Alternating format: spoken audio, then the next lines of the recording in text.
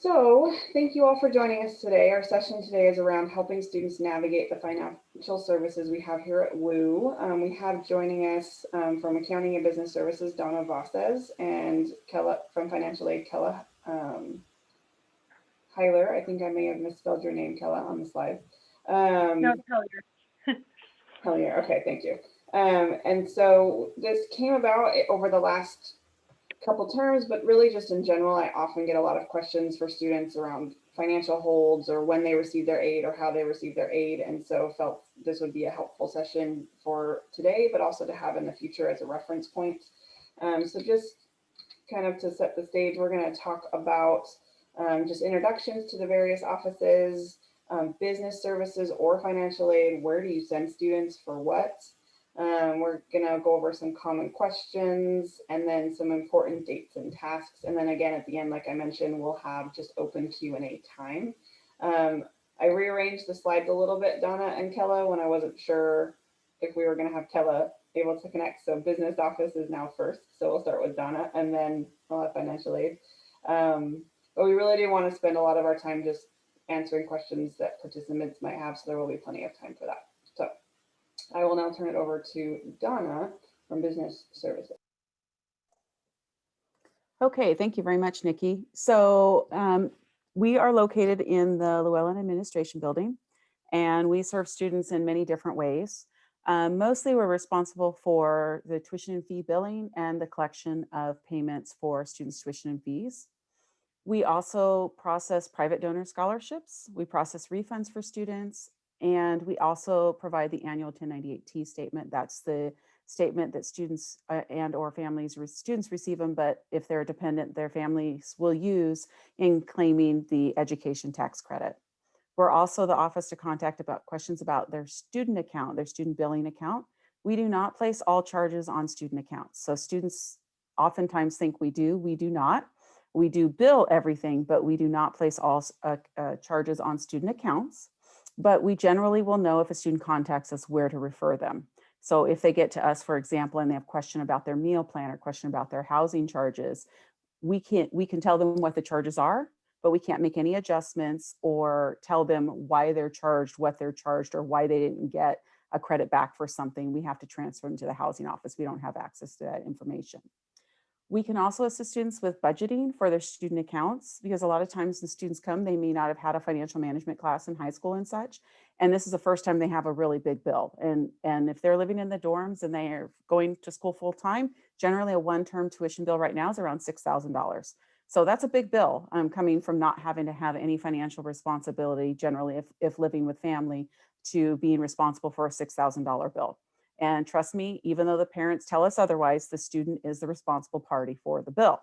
Parents like to tell us they're the responsible party, but they are not. The student is the one who is incurring the debt. So yes, families help students, but the student is the responsible party.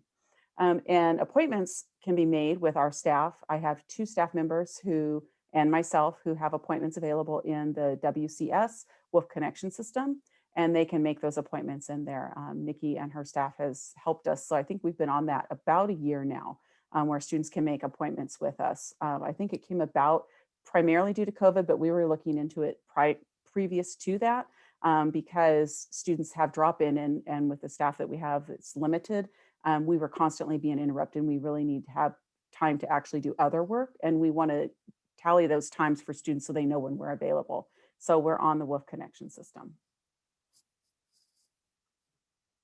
And I don't think I have too much more. Nikki, do I?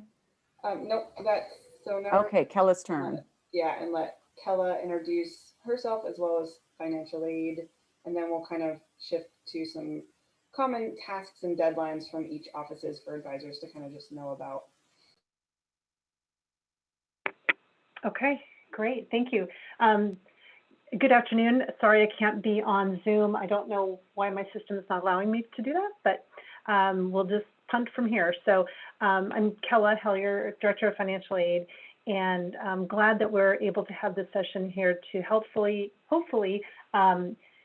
dispel any situations that you may have wondered about, and so that we can kind of help direct students as best as possible. So the main thing that financial aid does is we award funds to students, whether it's federal, state, or institutional funds. Many times students end up here thinking that they can talk to us about their bill or wondering how much they owe or things like that. And we really have to redirect them back to the business office for that information. And another thing that students often end up here seeing us for is holds that are on their accounts. And that's another huge misnomer about students' situation. They often think that financial aid is put a hold on their account. And we actually don't institute any holds on students' accounts, but maybe what's holding them up is the fact that they don't have their funding. And so they think that it's a financial aid hold, when in fact it may be really related to many other things. So we have a counseling team that meets regularly with students and works through situations with them. Students can go online through the WCS system and book an appointment, either for a phone appointment or for a Zoom appointment. And those have been working really great. And we've been working with students all year in this regard. So it's a really busy time right now for our office. We're gearing up for the 21-22 year, and award letters have started going out. In fact, I've been working feverishly over the last several days trying to get through a whole bunch of those. So we do manage, as I mentioned, federal, state, and institutional aid, as well as private loans and private scholarships. And so any funding that comes through from the state, whether it's state scholarships or Oregon Opportunity Grant money, those all run through our office, as well as private outside scholarships that students might get while they're either in high school or for some other association that they have affiliation with. And even though the funding comes into the business office side, that funding actually ends up on their student award letter through a report process that we pull. So anyway, hopefully that helps answer some questions, but I'm certainly willing to answer any other questions that you might have. But that's kind of the highlight, I guess, at this point. Okay, so next slide is just some important dates and tasks that happen on a semi-regular basis for students that as advisors we might get questions about, or we might want to help our students remember. And so Kella, do you want to talk a little bit about financial aid dates, and then we'll turn over to Donna for some of the accounting and business services dates. Yeah, sure. So we have actually very few deadline dates here in financial aid, but a couple of them that are here on the slide, and actually I'll add some more so that we have these as we are, using this information to keep people up to date on stuff. But October 1 is the new FAFSA filing date, so that's been in place for quite a few years now, but I think sometimes people who are maybe been in the system from a long time ago don't always remember it's October 1. November 1 is our scholarship application opening date. And so students can apply between November 1 and March 1st. There are some scholarships, though, that have a little bit varying dates from that, and those are going to be posted on our website. But something we started this year that is a little change to the process is that the presidential scholarship, the higher level ones of 2,500 and 5,500, have a little bit different process this year because the SAT and the ACT scores we couldn't use since there were many students who did not sit to take the test. And so we had to come up with another process, and that was to run it through our general scholarship application. And so students completed that, and then we had to go through and use the scores on that, plus their GPA scores. And so then it was a much more competitive process, and actually fewer scholarships were awarded through that. But it had an earlier filing deadline also of February 15th. And so there were some additional dates there that came into play. But from there, students need to file their FAFSA by the end of the school year. We can retroactively award aid to students, but they must remain consecutively enrolled. They can't have a break in enrollment if we're going to be able to retroactively award their aid. So we can continue awarding students throughout the entire year, all the way up into the end of the year. If they've got their FAFSA coming in by the end of the year, then we can do that. But let's see, other dates. It's really kind of the main dates. We do every term, I guess. Another thing that happens is we have a census date, and so the second Friday of each term, students need to be in the courses that they're going to be in for the term. We lock their enrollment as of the second Friday at 5 p.m. and then we make adjustments to students' aid the following week, starting week 3. And so sometimes students will get to that point and wonder why their aid is different. And by federal regulation, we have to do that. And students do receive a refund of their financial aid before the term begins, but they are not eligible to keep it if they're not enrolled in the same number of credits by the census date. So then that will sometimes set students up with an owing balance on the business office side of the account. So anyway, so that's kind of our dates, but we also have a web page there on the slide that you can see under important dates under managing my aid. So I encourage you to check that out. Thank you.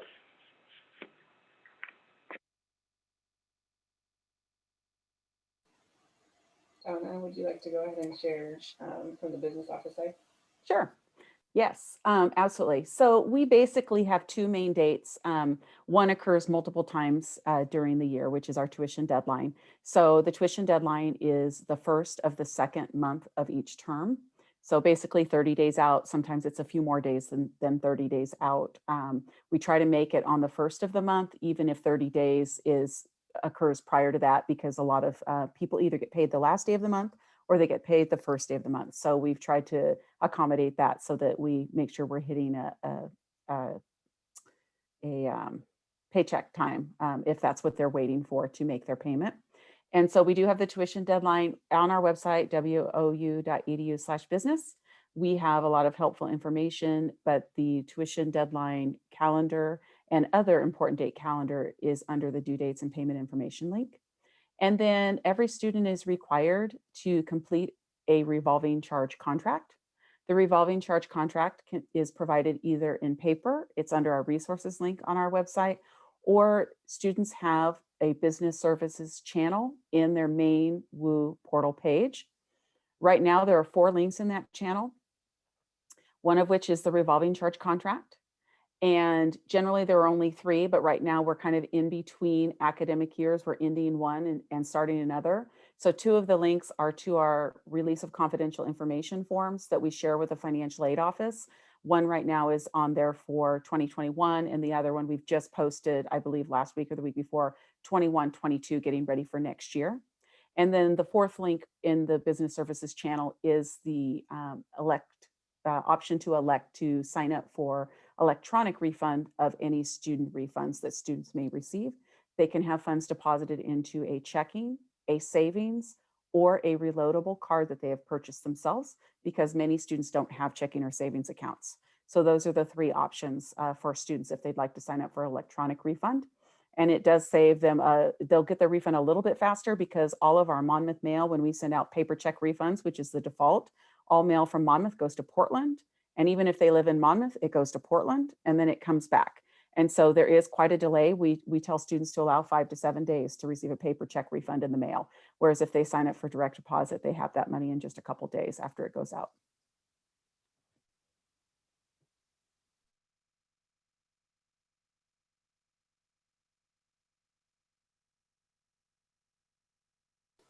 Unmute. So we have one slide of some common questions that we had gathered before the session. So we're going to cover these really quick, and then we're just going to open it up for the questions that have been put in the chat or any other questions that may have come up, and we'll kind of go from there. So I'll go ahead and read out the questions, and then Kella and or Donna, whoever has the corresponding answer, feel free to just share.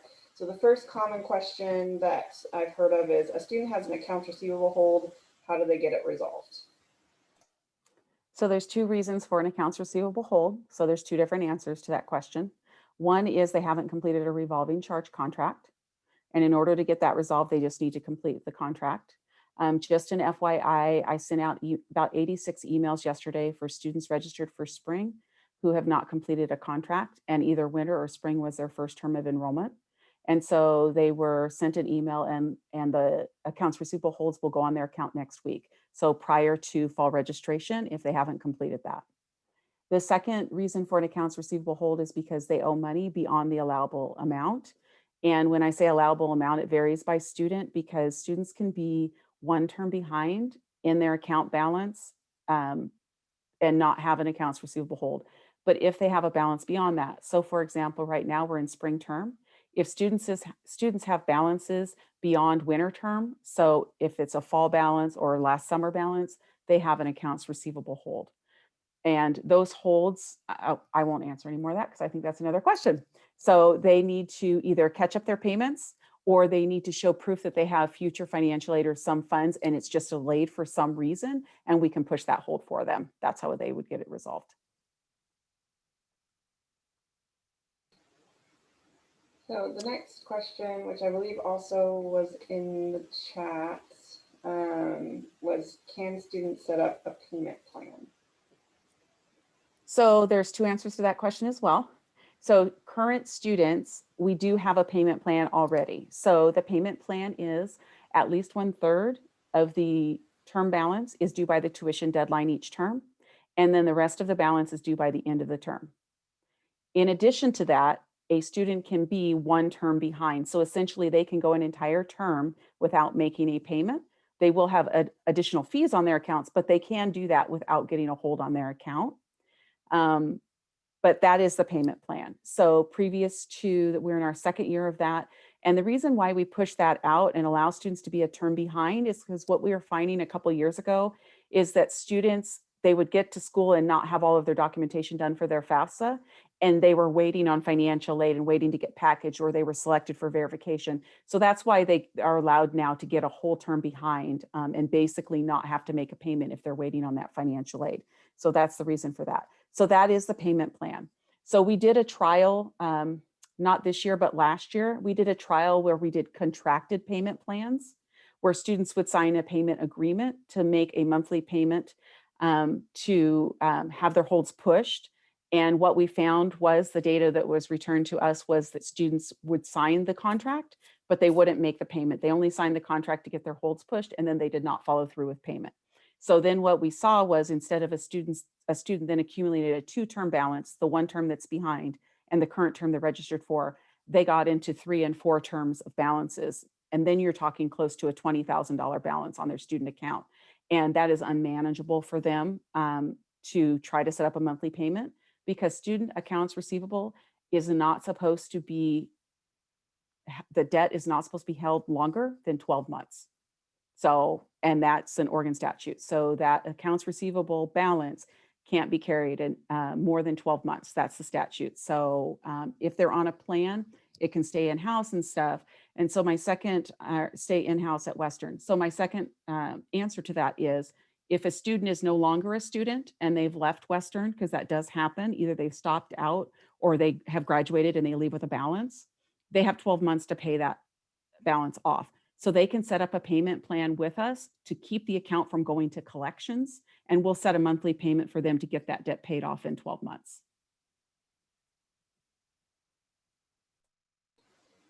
So I think the next question is going to be both Donna and Kella, but scenario plays out, they have a student has a financial hold, so they can't register, but if they don't register, they can't get financial aid to pay tuitions. What does a student do in that scenario?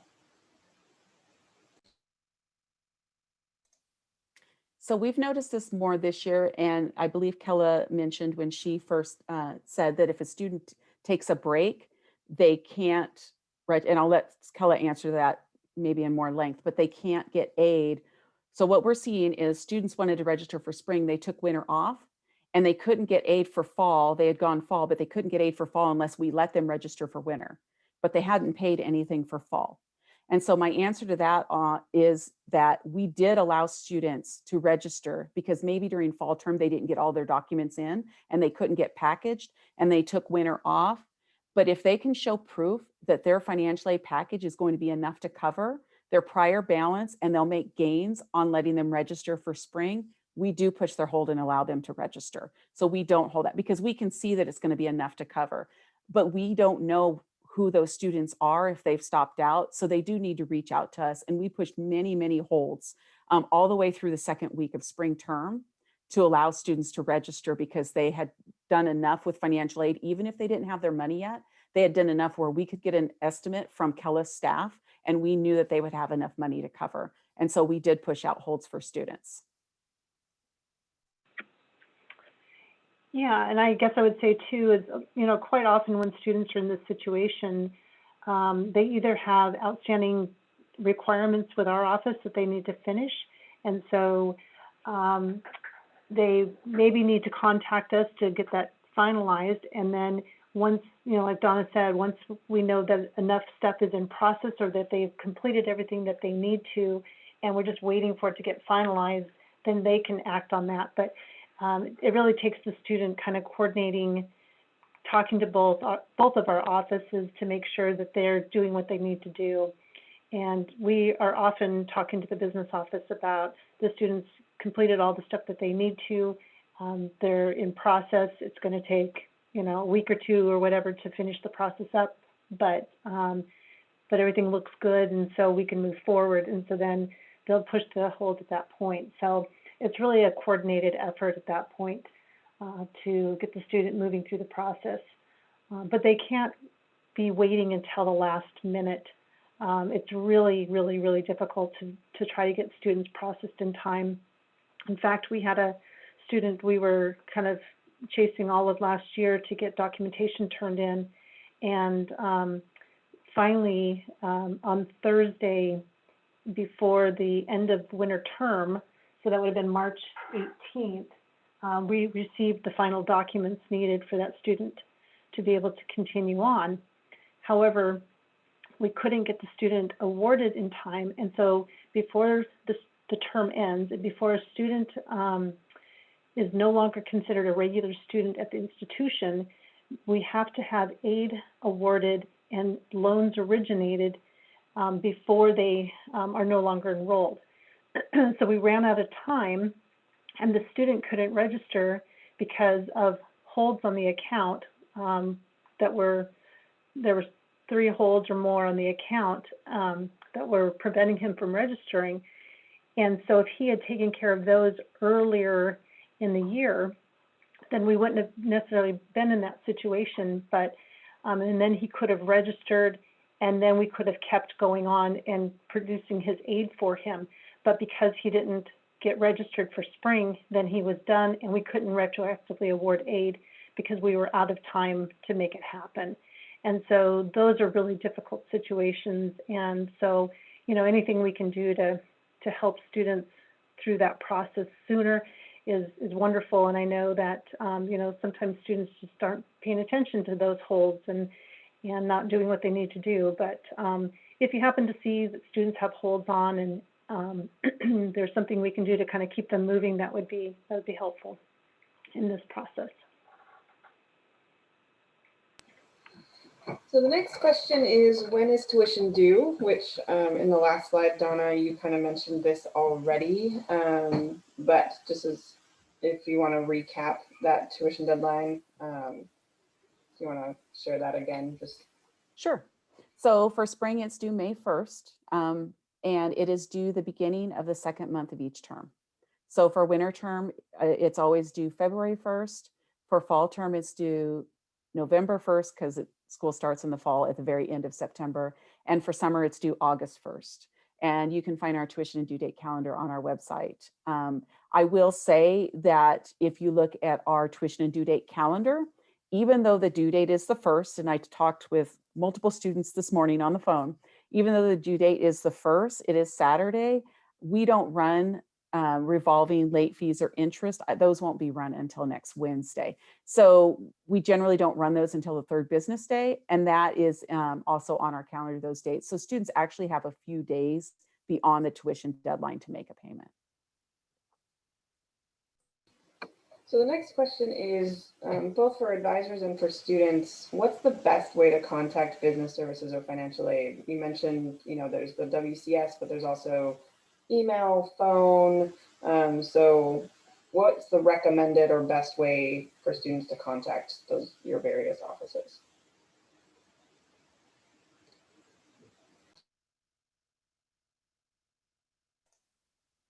I'll go first, I guess. So we can be contacted by phone. Our phone hours are on our main webpage. They are Monday, Tuesday, Thursday from 8 to 5, or Wednesday from 9:30 to 5. We have our staff meeting on Wednesday mornings. We do not have phone hours on Fridays. We used to, but we've had staff reductions, and my staff have to have time to get other work done, because besides helping current students, we also do other processes in our office. And then what is the other? Oh, email, businessoffice@wou.edu. We do man that Monday through Friday, 8 to 5. So even I have that up all the time. So I'm the main responder to students and families, but I have 2 other staff members who also reply. And so anytime that would be, students get a response usually within 2 hours, generally within 30 minutes, unless I'm in a meeting. And phone, in person. So we did have our cashier's window open from 11 to noon, Monday through Friday. But unfortunately, Polk County is going to extreme risk tomorrow, so our cashier's window will be closed. Otherwise, we did have limited services. We will be hopefully back open in the fall, cross our fingers, and maybe toward the end of summer, back Monday through Friday, 8 to 5. But we'll see how it goes. Regarding contacting in person, going down the road, I know we're having a meeting next week, just so you know, on what summer and fall is going to look like for in-person services, because our office no longer has a receptionist, and I don't have an accounts receivable accountant, and we're down to 1 cashier. So I've lost 3 of my 6 people in my office, and that are student-facing employees, and so we don't know what that's going to look like. We will have something that's in person, but we don't know if it will be an 8 to 5 Monday through Friday. So WCS is definitely a great place. And I did reiterate to my staff, I generally do Zoom meetings unless the student doesn't want it. And what I generally find is that I get on the Zoom and I'm on there, and they have their camera off until they see me, and then they'll turn their camera on. I actually enjoy Zoom. My staff do either phone or Zoom. I encourage them to do Zoom, because when I do Zoom, I can actually share my screen and show students how to navigate their Wolf Web and their student account. Because a lot of times, the first time they contact us, they don't even know how to look at their bill online. And so I can do that with them. And then I can't go through their financial aid with them, but if I can get them to their portal, I can tell them where it's at and navigate to see if they have outstanding documents and such, if there's no financial aid on their account. So they're actually doing the navigation themselves, which I think helps a lot. So yeah, email, phone, hopefully in person into summer or fall, and WCS. That's how to contact us. Great. And for financial aid, we have something similar, but we have access by phone to both the clerical staff, who are the mainline staff members who answer questions. And then we also have counseling team that are on phones as well, but that's based on student appointments. And so the best way for students to be contacting financial aid is to go on to the WCS icon in the portal and selecting Get Advising and Financial Aid, and then they can make a phone appointment or a Zoom appointment with a counselor. We also have the Ask WOU chat feature on our main financial aid homepage at wou.edu/finaid. And so we have that up for several hours a day, kind of midday hours, based on staff who are available at that point. So you can always look for that. And then students can email us at finaid@wou.edu. And we have clerical staff who are responding, and we're up to date with all of our emails and whatnot. So should be a pretty quick response time on that.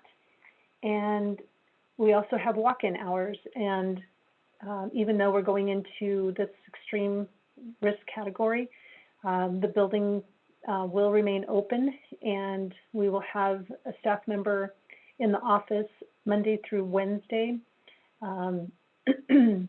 available to help students in person. We do have all the COVID protocols in place, so we should be able to continue maintaining that as long as students want to come in. We're not necessarily encouraging it, but if they do want to, we are available. Our office hours are 9 to noon and 1 to 5, Monday through Thursday. And then on Friday, it's 10 to noon and 1 to 5. These hours are posted on our website as well as our phone number. And I think that's it. Anyway, we're available, so send students our way. Thanks. So the last question is kind of one that deals with where to send students for what. If a student has questions about their options for paying for tuition and fees, who should they talk to?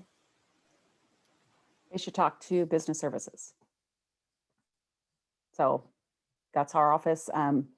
Either email, phone, WCS, any one of those ways. And so I will let you guys know, I have been asked, I originally set up for SOAR coming up in 2 weeks from now, May 14th and 15th, originally set up to have, I'm not sure exactly what I was going to do, but I got an email from David Compton this morning, and he asked me just to be part of the academic affairs grouping.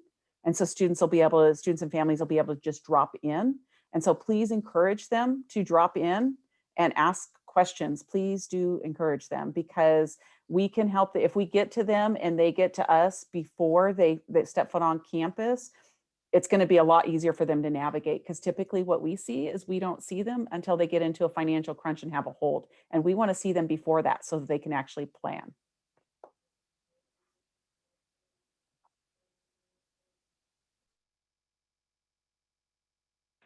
And I would say, for point and clarification too, the business office is the one that accepts the money, and they're the ones that take in the funds, and we're the ones that give the funds. So anything to do with paying bills goes to the business office, and anything to do with receiving funds or getting money comes from us. So hopefully that helps.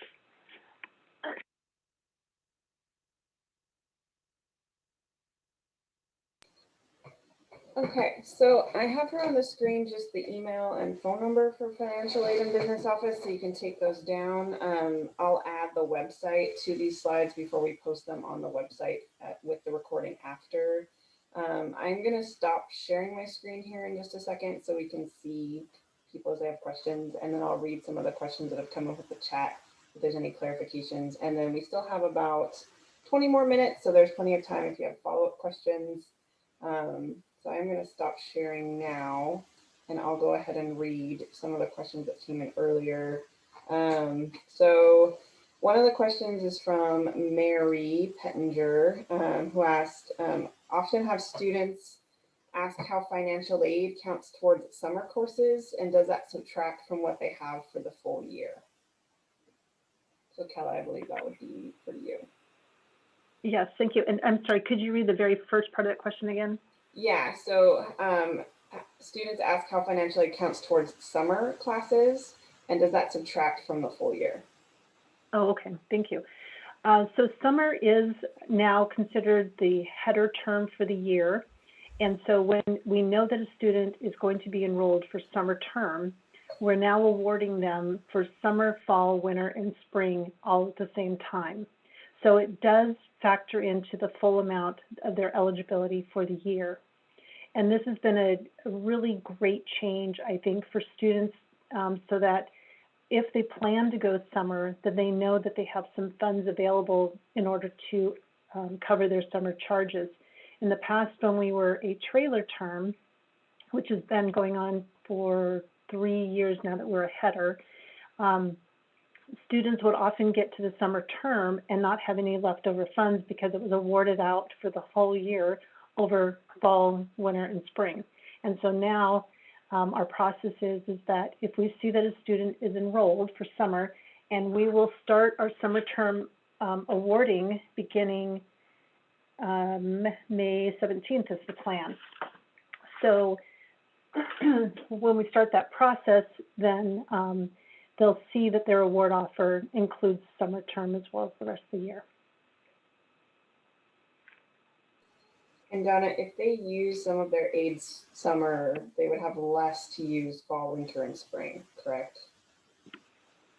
Yes. It would be spread, it would be allocated across 4 terms of attendance instead of 3. So they would have less each term. Okay. But it depends on their enrollment level as well.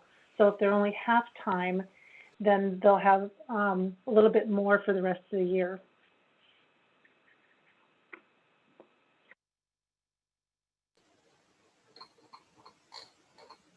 Okay, so next question that came through earlier was how much do students have to have paid off for the holds to be lifted, which I believe Donna covered this kind of in one of the earlier slides. And then can they set up a payment plan if they can't get to a $0 balance? So we kind of covered that, but Donna, do you want to just touch base on that question again? Yeah, sure. So students have to have, so for example, right now we're in spring term. So to register for fall, students are going to have all balances prior to spring term paid in full. So that would be winter and prior. And generally students, that's what we see is students will attempt to make payments, but they generally, when they're seeing us, they're generally a term behind. I think there was a second, if they can't get to a 0 balance, they don't have to get to a 0 balance. They can be a full term behind. So in order to have their hold pushed. And if they get to a 0 balance, I run a report every day and those holds are pushed automatically. I only, speaking about holds, accounts receivable holds, I only run accounts receivable holds 3 times a year. Because I don't want to penalize students during the summer who are carrying that summer balance and they're still adding and dropping for fall, because we have both of those terms open for registration at the same time. In about a week and a half or so when fall opens, we'll have them both open. So I don't run holds in the summer. They will be run after the tuition deadline in a couple weeks. And then I won't run those again until fall, after the tuition deadline, after November 1st. So as we're pushing those holds and taking care of those for those students, they won't go back on, or they won't see a hold go back on unless then they don't pay their spring summer balance, if that makes sense. Because they'll need to be paying that and get that paid up when it's time to register for winter, because they'll only be able to owe fall. So the holds are always basically a term behind because we let them carry that full term balance, but they definitely don't have to get to 0. The next question that came in was another one about payment plans, and I think they were both covered. So another question from Kim Jensen is, in an ideal case, how does a student learn about financial aid matters before they join us and as they start their work at WOU? So I think this might speak to the work that's done before a student registered as part of SOAR and the outreach there. Kella or Donna, do you want to talk at all about what you do as part of SOAR, or what you do for outreach to students before they actually get to campus? I can go first, I guess. I can't see you, so sorry if you were planning on it. Right now, like I mentioned, we are going out with award letters for the upcoming year. And so the work that we do right now is to inform them of what their aid eligibility is through their award letters. And we also include information, checklist information about kind of next steps of what they need to be doing to be prepared for being ready to go. So, but those are generally financial aid related steps, such as completing their master promissory note and their entrance loan counseling if they haven't done that kind of thing before. And just making sure that they have everything in place on the financial aid side, ready to go. So that's largely what we do in talking to them just about their student accounts from our side of things. Otherwise, there's not a whole lot that they need to do as long as they've checked off the boxes and made sure they've completed everything. So unless there's something else Donna can add to that, that from the business office side that might impact us. So when we were in person, I believe we've done 2 or 3 SOARs, besides just giving a general information session about revolving contract and payment plans. We actually had a table when we were still in person. And what students would often do, they either already had their award letter or they would get an estimate from Kella's staff.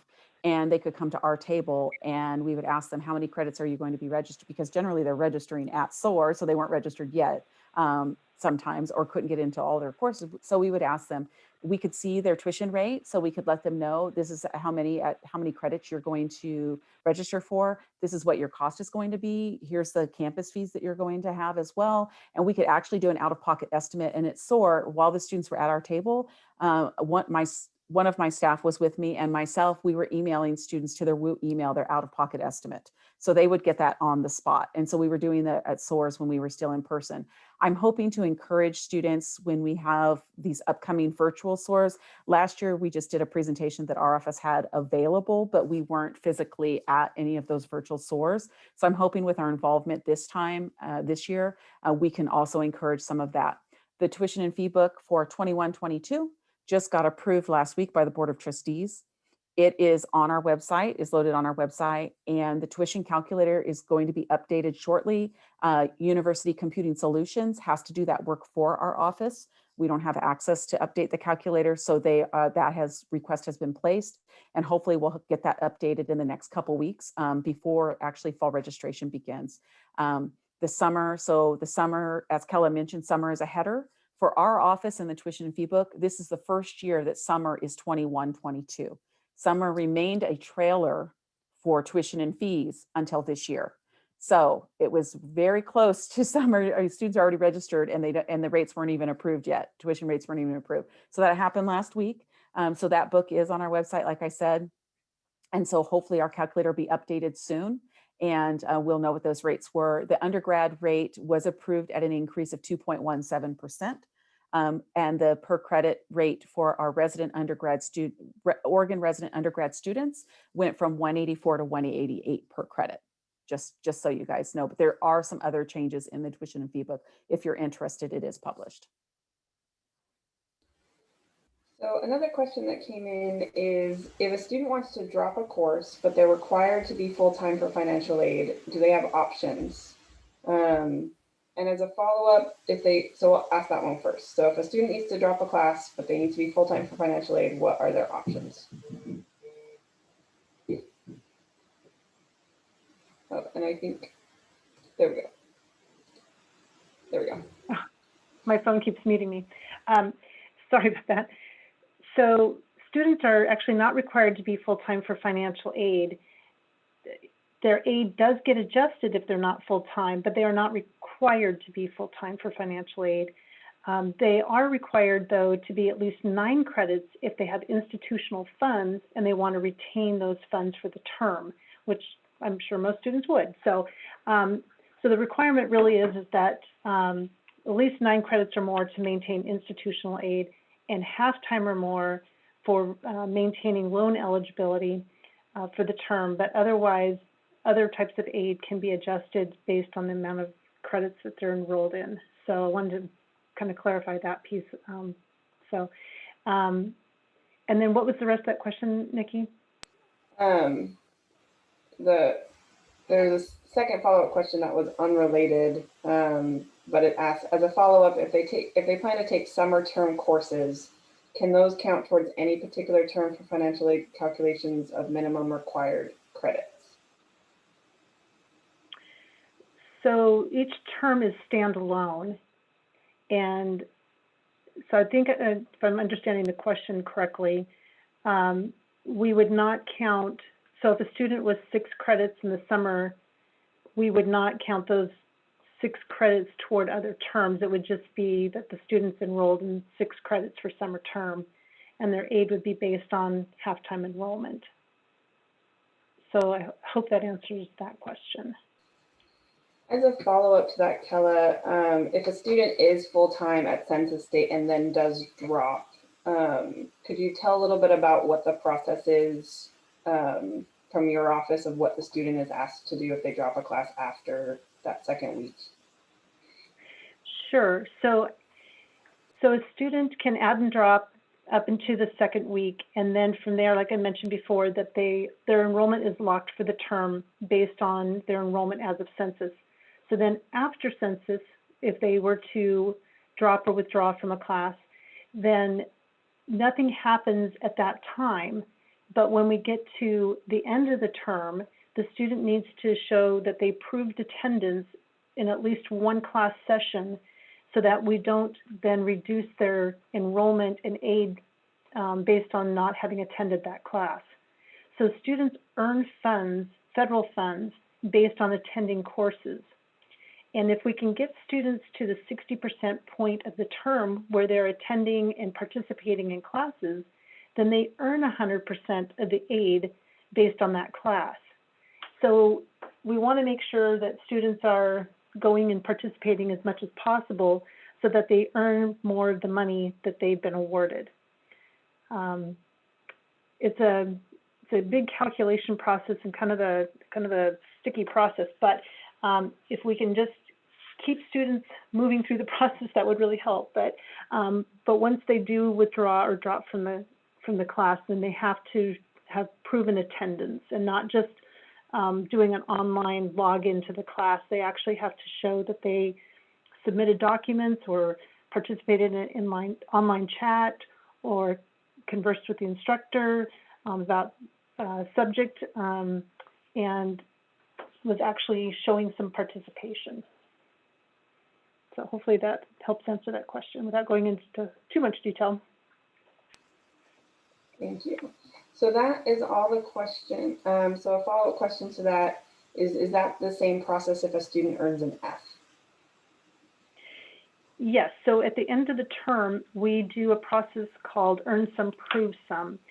So if a student earns an F at the end of the term, or they have an X grade, then students will have to prove that they began attendance, but more than likely in an X graded class, they have not, because that's why they got the X grade. In order for us to reaward them or reallocate their funds based on the correct number of credits, we have to know how many classes or credits that they proved attendance in. And so the same with the F grade, absolutely. Thank you for that. So that's all the questions that came in the chat, and we have a few more minutes. Did anyone else have any questions they just wanted to ask while we have Donna and Kella here? Oh, I can't see hands, so Kristen, I just saw yours. Feel free to just Nikki, ask. I was going to say, this is Kristen. I have a question. So am I understanding correctly, if a student is going through a class and they're making an earnest effort, but they're just realizing this is not the term they have the time to put into the class to get the outcome they wanted, they should stay through 60% of the class, which would be through the end of week 6, but then they could withdraw by the end of week 7 to not be responsible for a grade. Do I have that all correct? Not necessarily not responsible for a grade, but they earn their aid for that course if they earn 100% of the aid for that course. So, and they have to attend through the 60% point, which is generally Wednesday of week 7.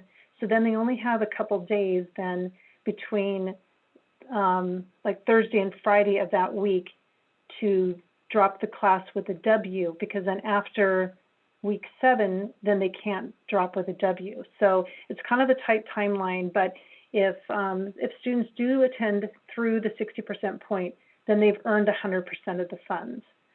Got it. Otherwise, okay. Yeah, okay. Yeah, thank you. You're welcome.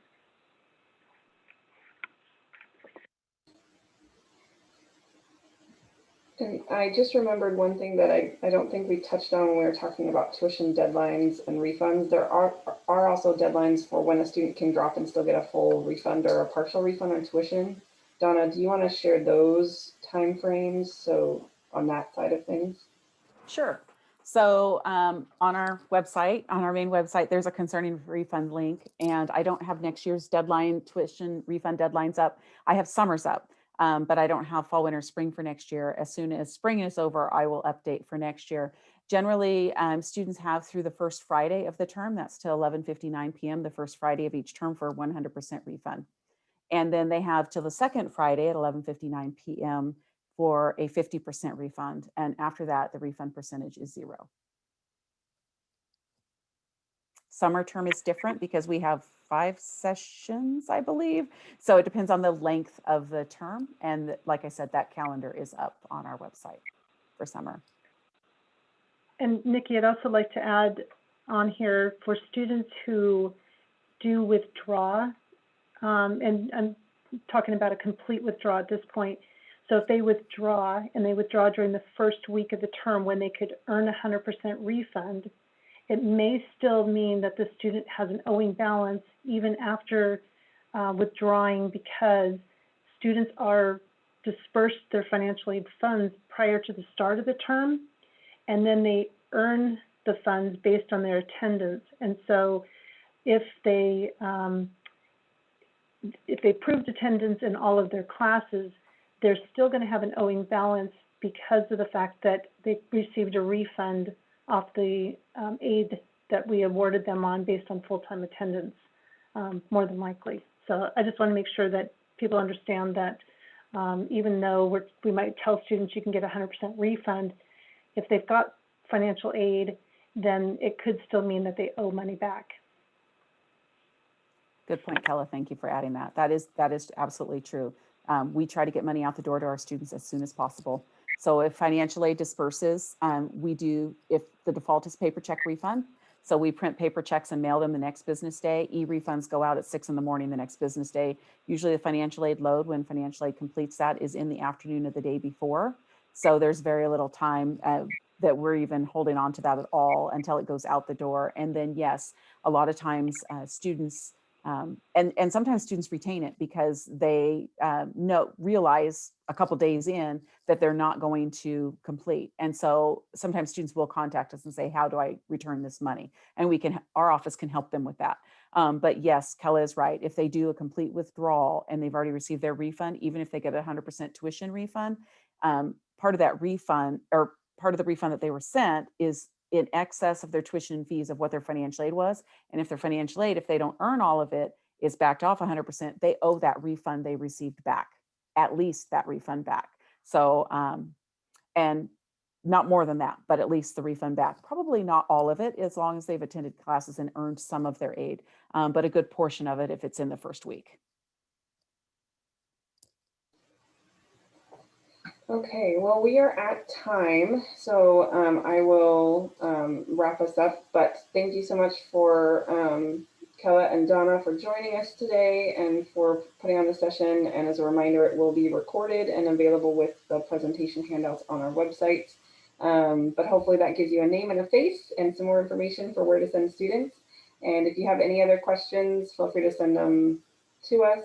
And thank you so much for coming today. Thank you, Nikki, for hosting.